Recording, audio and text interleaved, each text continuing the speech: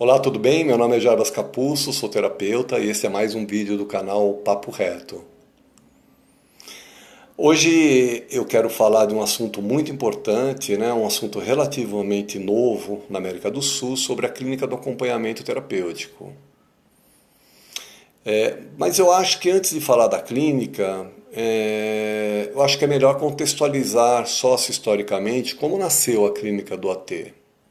As pessoas ainda conhecem pouca coisa sobre a clínica, né? Então a gente vai falar um pouco sobre isso.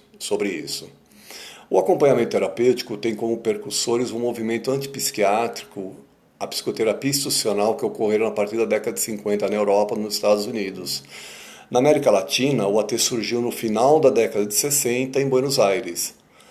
E lá muitos psicanalistas, terapeutas eram ligados aos hospitais psiquiátricos, o que possibilitou que fossem criadas novas funções para o agente de saúde mental, que passaram a ser dominados de auxiliares psiquiátricos e, em outros lugares, atendentes terapêuticos. O caráter político desse dispositivo devia ser a busca por um outro lugar social para a loucura, e de modo que os loucos pudessem ser recebidos pela sociedade naquele momento em que começavam a sair das internações, do confinamento, do manicômio, do asilamento. As funções desses agentes foram, assim, o embrião daquilo que mais tarde foi denominado do amigo qualificado e, posteriormente, de acompanhante terapêutico, conforme o trabalho foi se consolidando e deixando as instituições psiquiátricas. O processo argentino influenciou o movimento antipsiquiátrico que também ocorria aqui no Brasil. O trabalho do auxiliar psiquiátrico passou por Porto Alegre e chegou às comunidades terapêuticas do Rio de Janeiro. E já no final da década de 70, com o declínio e o fechamento das comunidades terapêuticas, os auxiliares psiquiátricos continuaram a ser muito solicitados por terapeutas e familiares que buscavam uma alternativa à internação. Não queriam mais, né? Gradualmente, o AT foi se constituindo como um importante recurso no tratamento de pessoas em crises psicóticas e em situações de muito comprometimento psíquico.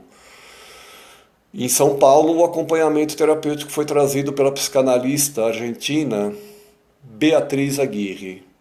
Beatriz Aguirre, se eu não me engano. Naquela época, e por alguns anos mais, o agente desse trabalho era dominado amigo qualificado. Sua tarefa consistia em ficar junto dos pacientes nos momentos em que não participavam das atividades do hospital dia, ou em casa, ou no ambulatório, né?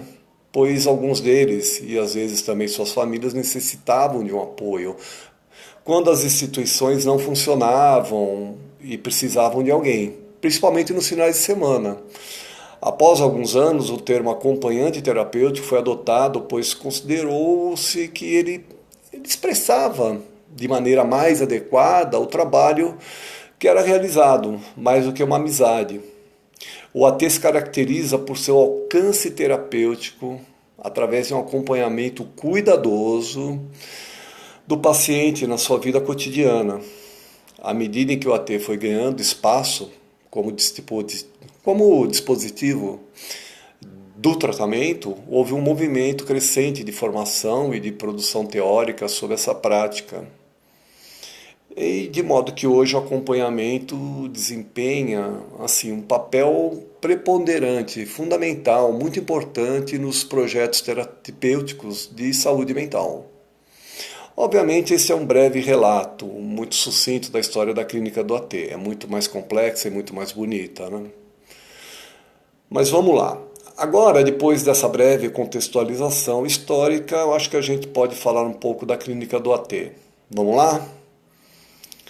O acompanhamento terapêutico é um trabalho clínico que visa promover autonomia e reinserção social, bem como uma melhora na organização subjetiva do paciente, por meio da ampliação e da circulação e da apropriação de espaços públicos e privados, a polis, no sentido mais político da expressão.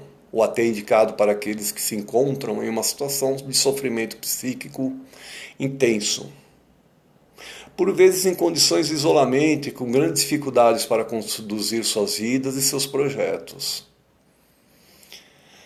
E é um recurso utilizado tanto em estado de crise aguda, como em períodos crônicos de angústia e também de estagnação psíquica. O trabalho clínico se desenvolve através de encontros cujo campo de ação é o cotidiano dos sujeitos, acompanhados de um fazer em comum, por meio do qual o paciente pode encontrar uma maneira nova, ressignificada de conduzir sua vida de forma mais autônoma. Os atendimentos podem acontecer em casa ou em outros espaços da cidade, como cinema, lanchonete, shopping, cafés, teatros, escolas, enfim. Cada projeto terapêutico é elaborado pelo AT a partir das demandas do paciente, da família e dos profissionais envolvidos. Duração e frequência se definem em função de cada caso.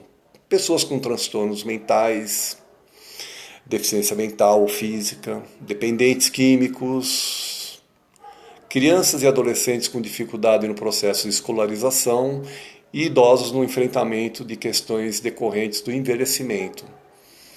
São só alguns exemplos de casos em que há indicação para o trabalho do AT. Vamos lá. Imagine o caso do sujeito delirante cujos laços sociais foram desintegrando-se progressivamente, sendo reduzidos aos poucos outros integrados ao delírio. O sujeito pode estar recolhido há anos no seu quarto, redigindo um livro sagrado, ou pode sair apenas para investigar uma rede que vem apertando o cerco em torno dele. Delírio. Eventualmente denunciando a polícia, ou pensemos em um sujeito deprimido, cujo risco de suicídio não seja avaliado como iminente, ou ainda o adicto, que quando só não pode evitar o recurso à droga, o uso de substâncias químicas, ainda que eventualmente o deseje.